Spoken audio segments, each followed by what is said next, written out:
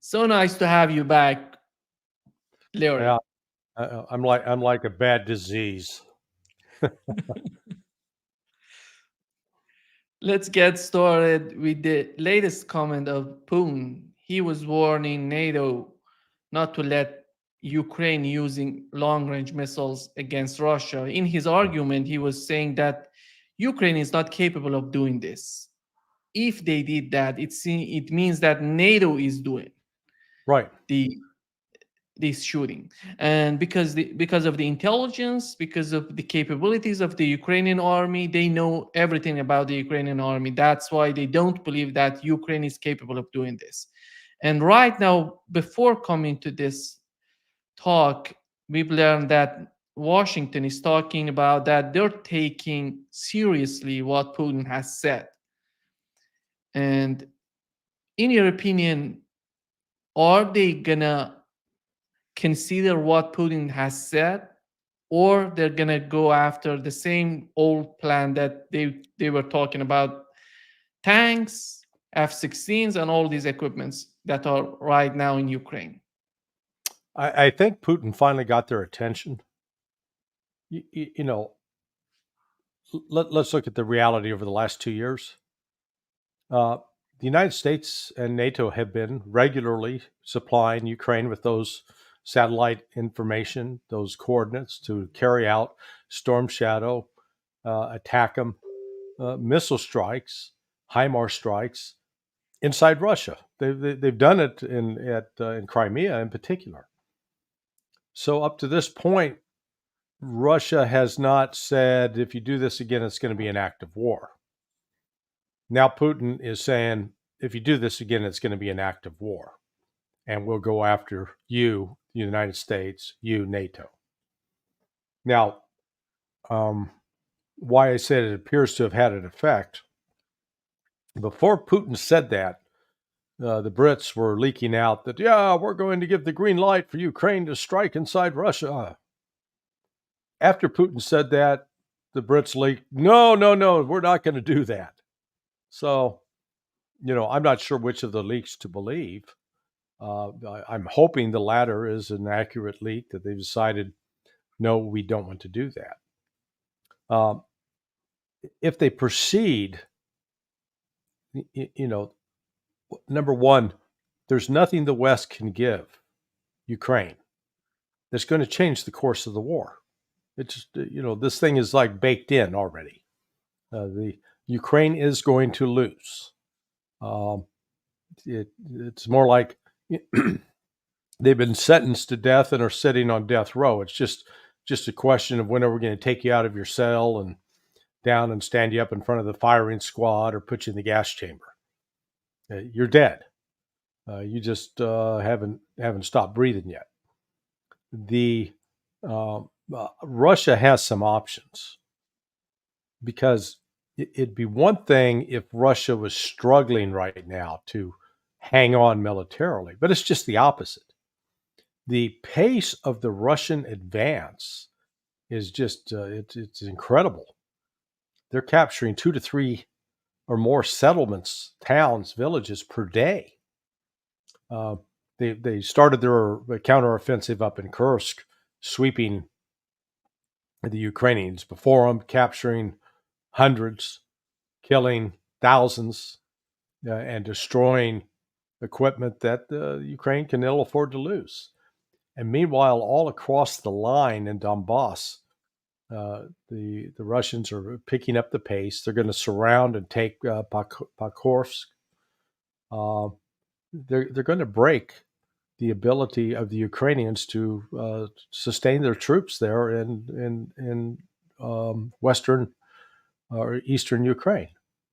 So it's turned against him. But think, what Putin, when he said that, he made a special note of describing how Western satellites, particularly U.S. satellites, were being used to provide targeting data.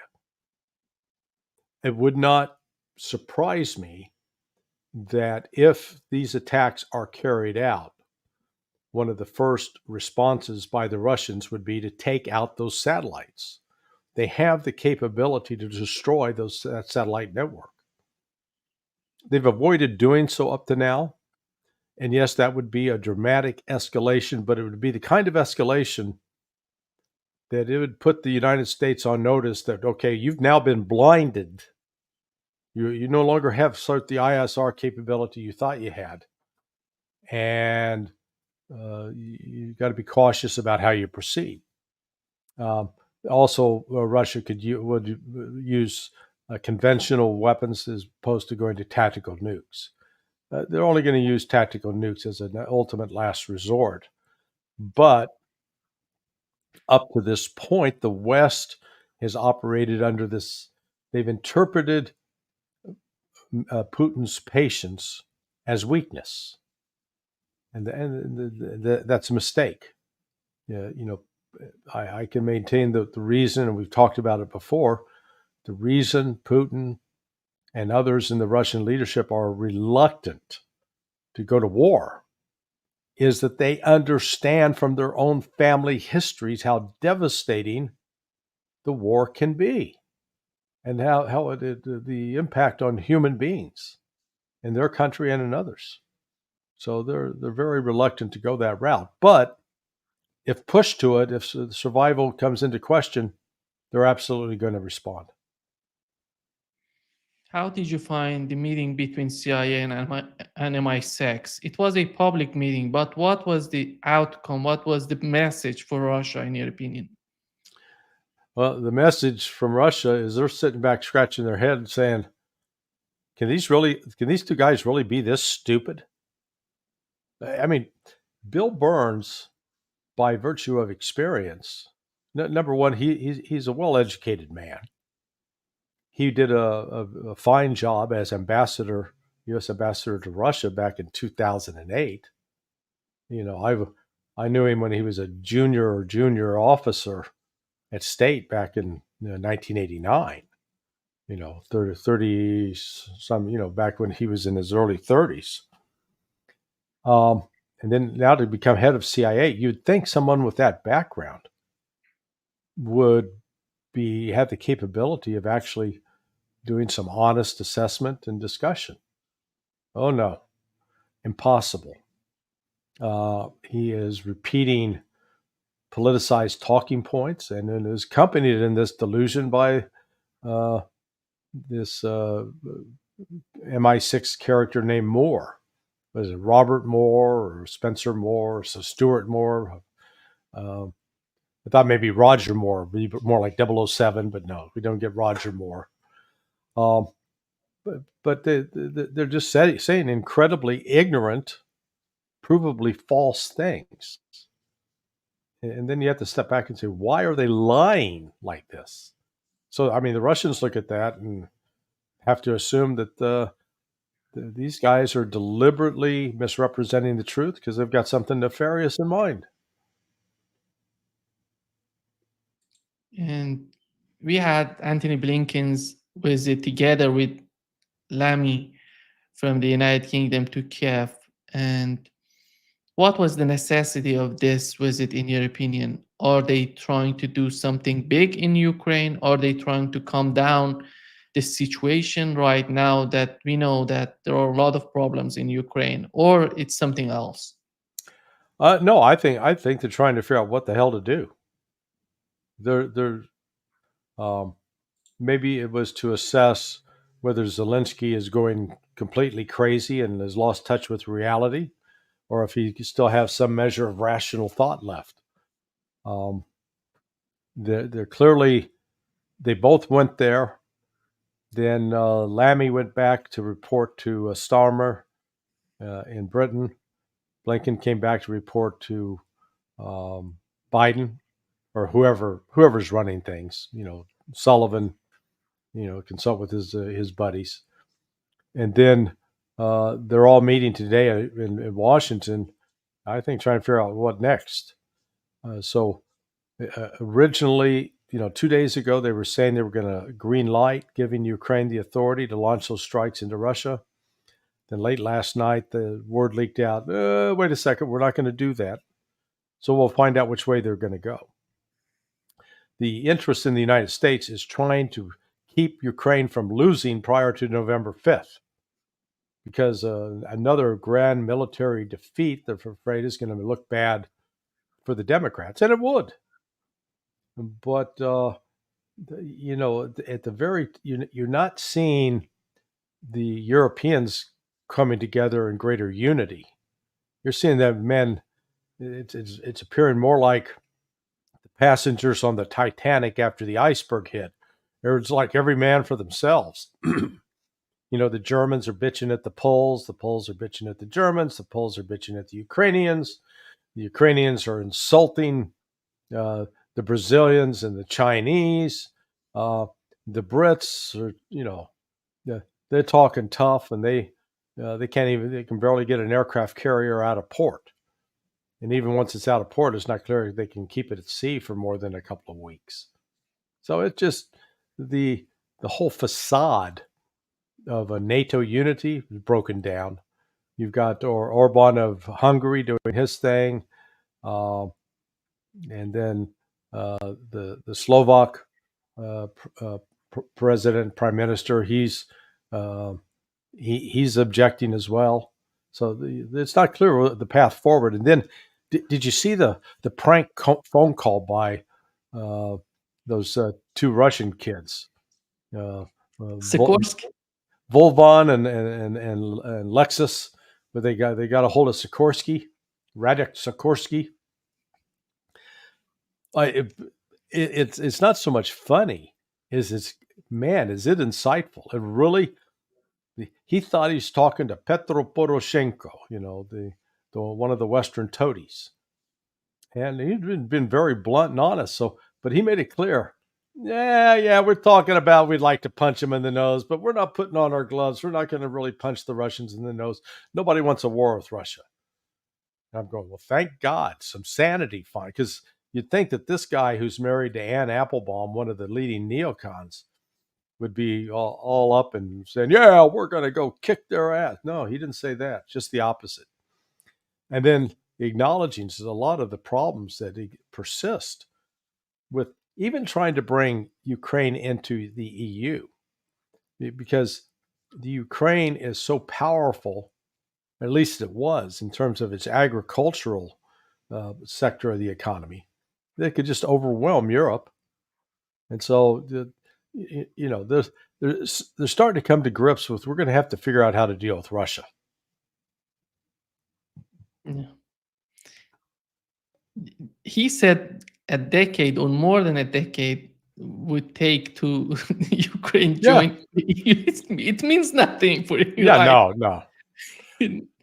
Remember, 6 months ago, a year ago, a lot of analysts were saying, oh, this war is going to, this is stalemate. It's going to drag on for 2 or 3 years. And I was saying back then, no, it's not. I think it could very well be over by the end of this year at the latest. Maybe they'll make it through the winter. I doubt it. But the cities, when winter hits and these people are without warmth, those cities are going to empty out. It's going to make it easier for the Russians to take it over. If they get a real mild winter, maybe they'll be able to sort of tough it out, but I doubt that. But we'll see. How far Russia would go, in your opinion? How far they consider would be Russian territory, would be easy to take, in your opinion? Right now, it's going to be Nikolaev, Dnipropetrovsk. How about these cities right now? Yeah, they're going to take, I think they'll take everything up to the Dnieper River and some a little bit across. They'll take control of Kyiv. Because Kyiv historically is a Russian city. It was the birthplace of Christianity in Russia. So I don't see the Russians walking away from Kyiv as well. And then the Ukraine can have what's left. They can have Lvov and everything. I guess Lvov used to be called Lublin. It's Ukraine was never a real country. You've had some ethnic groups there that have been around for some centuries, but never a clear nation. It was sort of an artificial creation in the aftermath of World War I. Do we have any sort of information on the ethnicities of in Kiev, and how much of these people are how many of these people are Russian, ethnic Well, Russian, and how because it's so important at the end of the day. If they go with that plan to take Kiev, that would be so much important. How they can bring some sort of tranquility to the city. yeah, I'm not sure how many are ethnic Russians. Better question is how many grew up speaking Russian? I would say 70% probably. But when you're looking at ethnic minority, I mean, you have Poles, you have Hungarians, you have Romanians. Uh, so it's not like there's just a clear ethnic majority. You got a variety of ethnic minorities that are not necessarily ideologically wedded to Ukraine per se.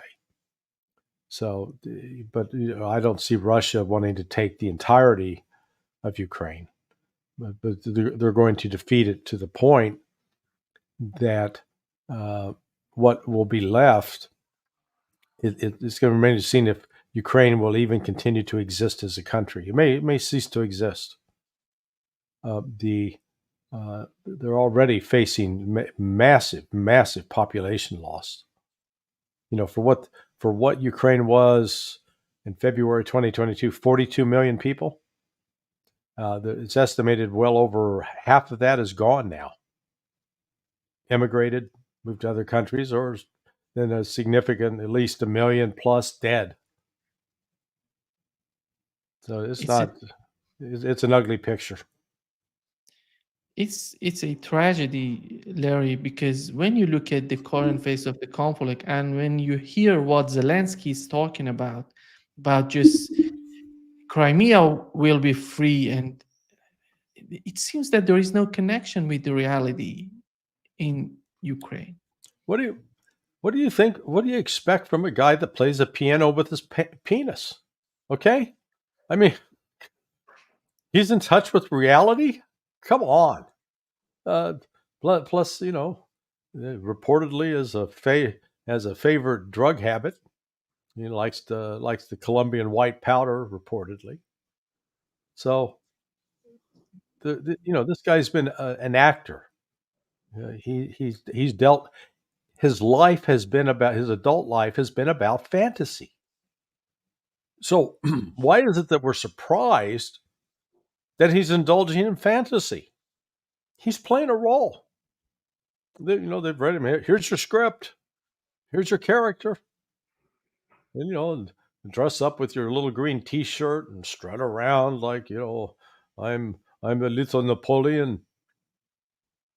Yeah, he's playing the role that's been given him, and until they usher him off stage, he'll continue to do so. I've you know we've got example after example in history of leaders and individuals not recognizing reality. We saw it with Saddam Hussein in 2003, with Baghdad Bob, as he was known back then.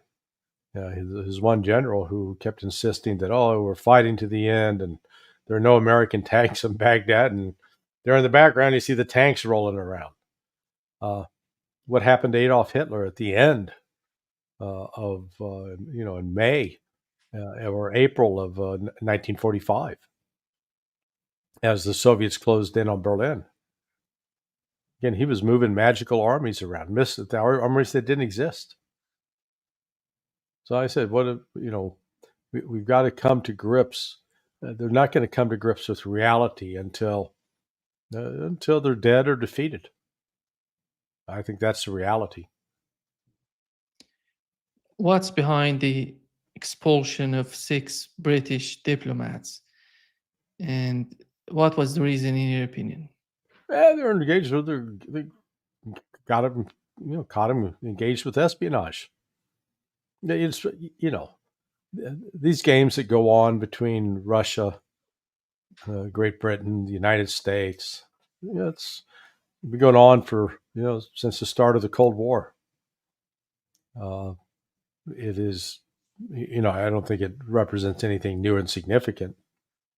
At least the Russians didn't arrest them, because they've got diplomatic immunity. But it may be that at this point, whatever benefit Russia thought it could have derived by having them present in the country and operating, they decided now they can get rid of them. And what would be really interesting is to see what happens to those people that what happens to the Russians who were involved with these people in any kind of business or professional relationships. It's so amazing, Larry, when you see the United Kingdom being with the United States, CIA Mi6X right now, Anthony Blinken with Lamy, and you don't see anybody from Germany. But Yeah. at the end of the day, we know how important Germany is for the conflict, but they don't want, it seems that they don't want to be part of this facade of NATO that is raging a war against Russia. How do you see this policy on their part, and why the United Kingdom is so eager in doing this? Well, United Kingdom eager in doing what? In doing, just being part of this, going with Anthony Blinken, part of this negotiation with CIA, just showing how serious they are against Russia. Well, some would argue that it's the United States that's going along with Britain. The Brits have been very animated and active in promoting Ukraine as a thorn in the side of Russia.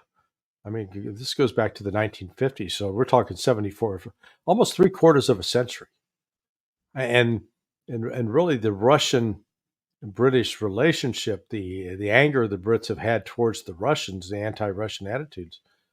Good God, they go back to 1860, 1845, somewhere in there. So we're talking almost 200 years that it's sort of genetically encoded within the British psyche to be anti-Russian, and so now the United States has climbed into that same boat. The difference, though, is neither the United States or Britain are any longer powerful enough to dictate the direction that this is going. They can try to influence it, but their influence is really dramatically weakened. And what we're witnessing is the emergence of, let's call it maybe the Russian century. Russia's on the path to become the dominant power in the world by virtue of its resources and virtue of the strength of its military. Whereas, while the United States is widely perceived as having this great, powerful military, the facts argue otherwise. If the U.S. Navy is so powerful, then why do the Houthis kick their ass out of the Red Sea? The United States goes, oh, that's not right. We left. Yeah, you left because you couldn't stay.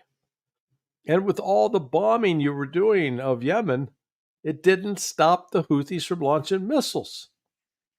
So when the entire, after 8-9 months, your Operation Prosperity Guardian turned out to be a joke. You couldn't stop the Houthis. And I keep making this point over and over on every show that I'm and podcast that I'm on. If the United States cannot handle the Houthis, how in the name of everything that is sane can they take on Russia or China or hell, even Iran for that matter? They can't. They can't. That's the reality. It's so amazing that when you look at the presidential debate between Kamala Harris and Donald Trump, Larry, first of all, how did you find it in terms of what's going on in Ukraine? Again, divorce from reality. Kamala Harris is going to keep doing, more cowbell. They'll keep doubling down. We're going to support them. We're going to fight Putin. Putin takes over. He's going to conquer the world. And they're going to do everything they can to demonize Donald Trump and make it impossible for him to have any kind of negotiated relationship with Russia, which means that we'll keep the possibility of falling into a nuclear war right on the table. It's insane. You know, Trump politically can't say what needs to be said.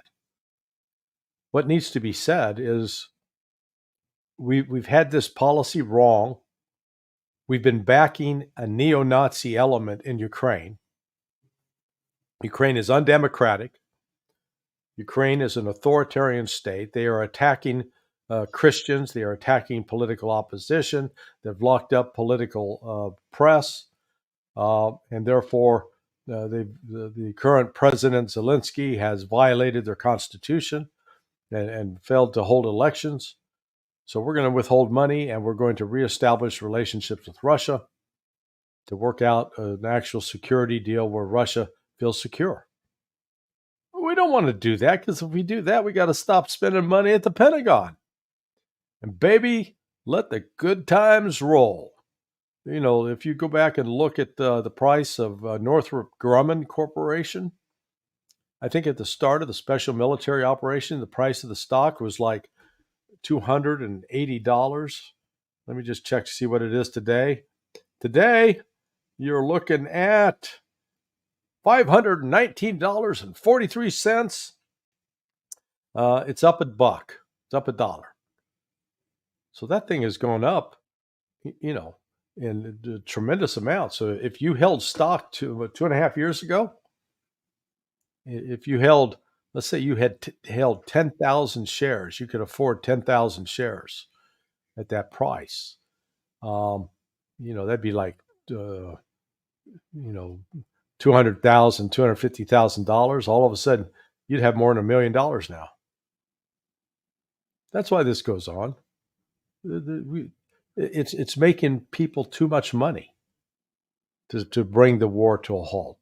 Trump wants to bring it to a halt, but any attempt to do that is going to be opposed, because there's too many people. They got their finger in the pie, and they're trying to get their taste. And the other part of this discussion was about Palestine and Israel. Mm-hmm. How was that, in your opinion? Well, I don't think there's really any substantive difference between Trump and Kamala. If anything, Trump is going to be more pro Bibi Netanyahu, more pro Israel than Kamala. But Kamala's trying to, you know, she's tap dancing on both sides of that issue, trying to, basically we're going to back Israel, but they need to stop killing the Palestinians. Well, okay, the way to stop them from killing the Palestinians is cut off their aid. Well, she's not going to cut off their aid. It's not going to happen. But it looks like there is a growing number of Jewish Americans who are strong Zionists that are going to back Trump over her. So that should help Trump. But it's not going to. Nothing's going to settle. Nothing either of them is going to do is going to settle that war. Yeah. We had J.D. Vance had an interview recently. He was talking about what would be their policy in order to bring this conflict to an end in Ukraine. Here is what he said. And Ukraine wants this war to end. Europe, which, by the way, has underfunded this war while American taxpayers have been very generous to the Ukrainians, the Europeans want this war to end because it's jacking up their energy prices. So I think what this looks like is Trump sits down, he says to the Russians, the Ukrainians, the Europeans, you guys need to figure out, what does a peaceful settlement look like? And what it probably looks like is something like the current line of demarcation between Russia and Ukraine. That becomes like a demilitarized zone. It's heavily fortified so the Russians don't invade again. Ukraine remains its independent sovereignty. Russia gets the guarantee of neutrality from Ukraine. It doesn't join NATO. It doesn't join, some of these sort of allied institutions. And I think that's ultimately what this looks like. And by the way, the Germans and other countries have to fund some Ukrainian reconstruction. Yeah. How did you find it, Larry? Well, it's a move in the right direction, but the Russians have a big say in what's going to happen. The time and opportunity for negotiations that may have been acceptable to the West and tolerable for the Ukrainians, that's gone. That's over. Russia's going to win this through an unconditional surrender of Ukraine. They're not going to say, "Oh, the Western assumption is predicated on that Russia is." I mean, there are. I just saw a debate today between Stephen Bryan and this guy, some old coot in Washington D.C. that runs some think tank, insisting, "Boy, Russia's losing. Russia's weak, militarily on the ropes. Putin's losing support." I mean, the guy was just completely divorced from reality. And no matter what you explained to him, would convince him otherwise. So it's like that, the story of the baby elephant who grows to be a big elephant. From the time it's little, it's tied up with a chain around its foot so it can't get away. And then when it's an adult, you just leave a loose rope around its foot. It'll still believe it can't get away. It's that belief. It's not in touch with reality, but you can believe it, and by believing it, it becomes true. You make it true by your belief, but it doesn't change the reality of what's happening right now to the Ukrainian army. They're being slaughtered. They are being taken apart piece by piece. And there's not some great inventory of Western equipment and weaponry that they're sitting on that they can send forward to Ukraine. And there are no trained troops there in Ukraine to receive it. That's the big problem. And he's saying that Germany should pay for reconstruction of Ukraine. Can you understand why, in his mind, in his eyes, Germany should pay for that? Because they lost World War II. We're not going to pay. Germany is like that. They're like that soft, chubby accountant that's taken to prison for the first time, and he's getting raped the first night in prison. That's Germany anymore. They're a prison rape victim. United States is the gang taking advantage of them because we blew up their pipeline. And what did Germany do? Oh, we stand with the United States. Okay, you've established what you are, lapdogs. Yeah, the Germans are an embarrassment, frankly. I mean, a lot of fine people in Germany, but their government, good God, is spineless. They're like some earthworm in terms of lacking any kind of spine and commitment. So they're allowing their country to be taken advantage of. When Mario Draghi came out the other day, they called him back, say, "Oh, what's our prospects for our economy?" And he basically said, "It sucks. You're worse off than you were at the end of World War II. It's going to take you 20 years to maybe build back. Why? Because your energy prices are so high. Why are those energy prices so high? Because the United States blew up Nord Stream. We cut you off from cheap oil from Russia. And now you're having to buy that really expensive American stuff, or you're buying stuff that's coming out of Russia, but it's marked up, far larger than ever before, because it's having to be taken a variety of routes." I mean, this ain't complicated. Yeah. Right now, the list of countries who are going to participate in the BRICS summit in Kazan in Russia. And when we look at the list, we see the Xi Jinping, Modi, South Africa, Brazil, Iran, Saudi Arabia, Egypt, UAE, and Turkey, and Armenia, Belarus, Mongolia, Bolivia, and Larry, when you look at this list and you see they're having everything, Hey, energy, technology, natural resources, they're all having everything. I think this is I think if the United States was rational in thinking of what's going on, they have to look at what's going on in BRICS. they should. Uh, you're not old enough, but are you familiar with Studio 54? You know what I mean by that reference? No. Okay, so in the 1980s in New York City, there was this nightclub, Studio 54. All the rock stars went there. All the celebrities went there. Uh, Lisa Minnelli, back when she was a celebrity, boy, she was there dancing and partying.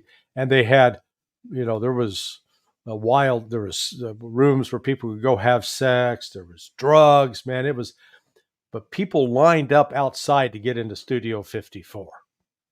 I mean, it was the place. That's where you wanted to be. That's BRICS. BRICS is the 21st century version of Studio 54 without the sex and drugs, okay? But it's the place where all the celebrities, all the cool people, all the folks who are famous, that's where they want to be. They want to be there and be seen. And nobody wants to be part of Club America anymore because America's looking like a bunch of old cranky senior citizens. Yeah. And right now, Larry, when it comes to the conflict in the Middle East, we've learned that the United States is sending aircraft carriers to the Pacific. Yeah. And Run away. Man, we were lined up. We were going to take on Iran. And we're waiting and waiting and waiting. I call it the U.S. lost its naval erection. Okay, we can't hang here much longer. Let's go mess around with China. Maybe that's their next stop. Iran's driving the boat in this case because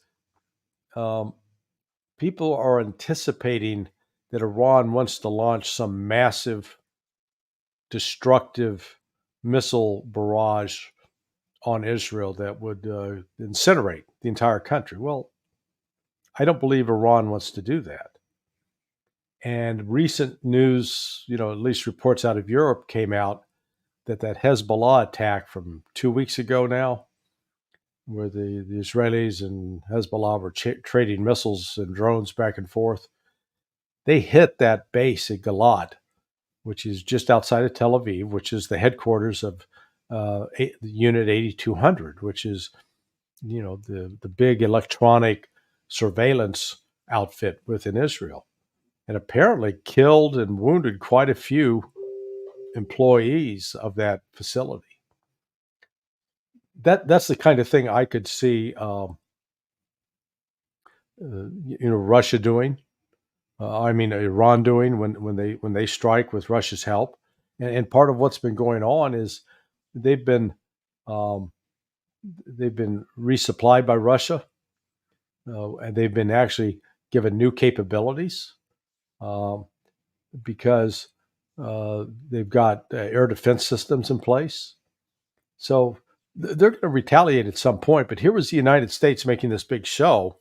And I'm afraid what's the possibility the United States can come out of this message. See, we put all our aircraft carriers over there, and the Iranians are too chicken to strike back. So we prevented them from striking us. That may be the message the West takes away from it. I think that'd be the wrong message, but that's what they're likely to do. we've talked about this on Monday, that maybe one of the messages of this visit of U.S. commander of CENTCOM was related to this, what's going on in the Middle East, and they're not capable of staying there forever for Israel. And right now, how do they feel in Israel, in your opinion? Because with what's going Go on in ahead. Gaza, it doesn't seem that well for them, the situation. Well, if anybody's being objective about it, the only thing Israel's doing that they could say that they're doing well is they're killing unarmed people. They're really good at killing unarmed people. They've not been able to defeat Hamas. They're not building up greater diplomatic support. If anything, they've sold by their strike the other day, which killed at least 6 to 8 UN relief workers, has, I think, really further isolated them at the United Nations. I think we're reaching a point where we could see the United Nations finally take action like was done against South Africa during the apartheid era to expel Israel from the General Assembly. The United States will protest and make a big deal about it, but I think that's possibly one direction it could be headed. The problem Israel has is they have shifted in their policy to they want to destroy, exterminate the Palestinian people. And they don't care if they have to do it by killing them or by forcing them out of their homes and putting them into exile. They don't care how it happens. They just want them gone. And their actual ability to do that, to accomplish it, is in question. They militarily have some limitations. And they certainly are not able to deal with Hezbollah militarily. They're carrying out airstrikes and hitting a variety of targets that way, but they're not destroying Hezbollah's capabilities. So Israel sort of painted itself into a corner, and I think some of these senior officials that have spoken out saying that if Israel doesn't change the course it's on, it's not going to continue to exist as a country. It could literally cease to exist within a year or two. I don't think they're talking out of school. I think that they're making a very valid point. I think with this conflict in Gaza, more than 10 months in Gaza shows, because before that we thought that, go ahead. Dude, we're 11. We're almost 12 months. Okay. Yeah, exactly. A year. Yeah. 3 weeks. We're 12 months. It's 1 year. Yeah. So go ahead. And when you look at Israel before this conflict, everybody was thinking that Israel is so powerful in terms of intelligence, military. Nobody's capable of having any sort of challenge against them. But right now, it seems that everything's just fading away, and all those myths and Israel. Look, Israel has benefited over the years from the fact that the Palestinians have never been a powerful military force at all. They've been accused of being this massive terrorist organization, and we talked about this before on your show.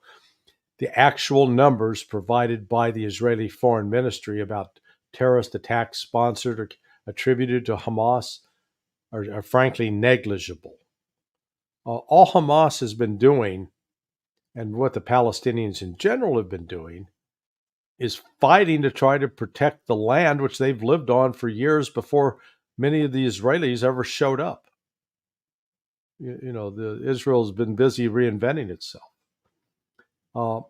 Those of us that have worked with Israelis in the past have always known them, for the most part, to be among the most arrogant, overconfident buffoons I've ever worked with. And you see it in, just simple things like they train their soldiers when they're carrying a sidearm never to have a full round of ammunition chambered, ready to fire.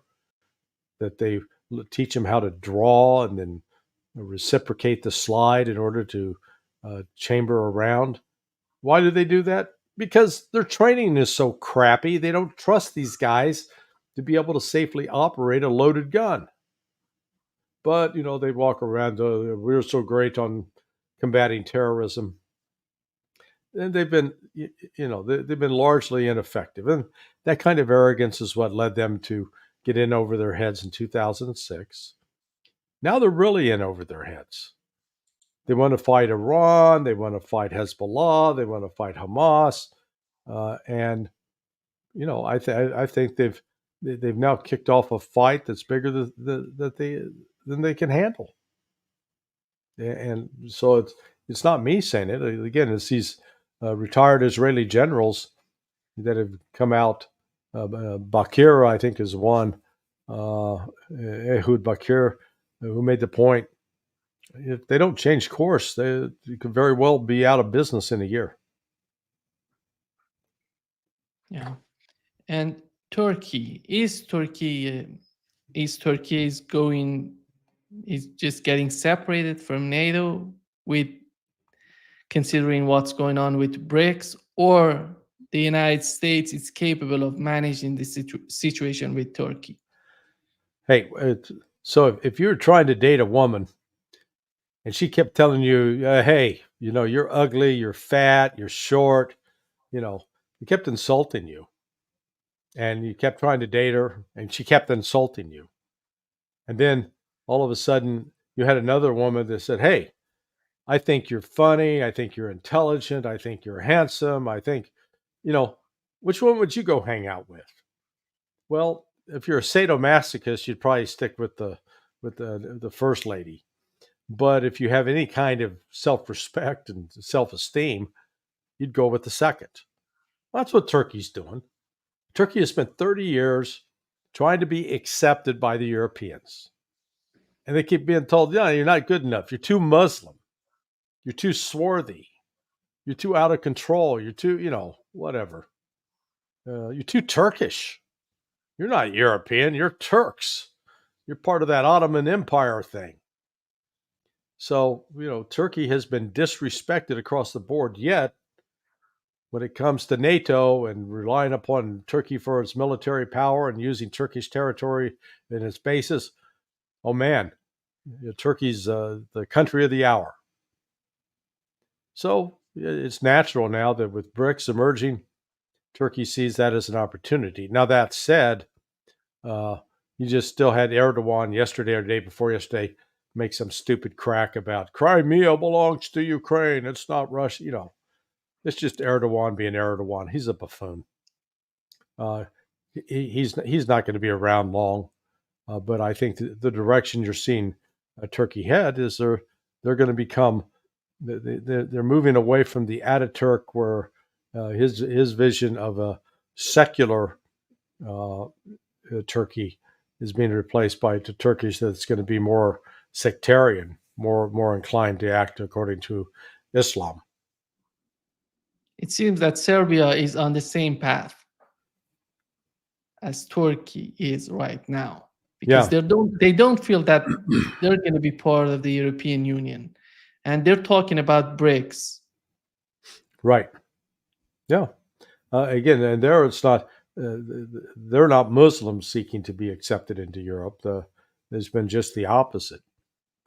But they've got the wounds from being attacked when NATO under Bill Clinton launched the war. And again, this is all about Serbia as a target because they still want to maintain good relations with Russia, and because they are Orthodox Christians. People underestimate the importance. I think the West fails to take into account the importance of the Eastern Orthodox religion, and that the schism that erupted 1,000 years ago between East and West. With the fall, once the Ottomans took over Constantinople, now Istanbul, and then the separation, the split between Rome and the church in Istanbul and into Eastern Europe. Those differences remain very, very important. Today, earlier, I was talking with Pepe Escobar. Oh. He said that he has met with some French, and it seems the French people were talking about they want to be in the future part of BRICS. They're really thinking of this. And we know that Macron was just, he was asking to be part of the latest BRICS summit, and he was rejected to be part of it. He wanted to participate in the BRICS summit, the latest BRICS summit, but it was rejected by BRICS. Yeah. It seems that they're feeling that there is something missing within the European Union. They feel it. Because at the end with this report of Mario Draghi, he's talking about how important Russia is for the European Union. Well, I mean, what they're missing is an economy. You know, they've basically deindustrialized. Hell, look at what's going on in Germany. They're closing Volkswagen plants. I mean, good God, the Volkswagen plants stayed open all during World War II.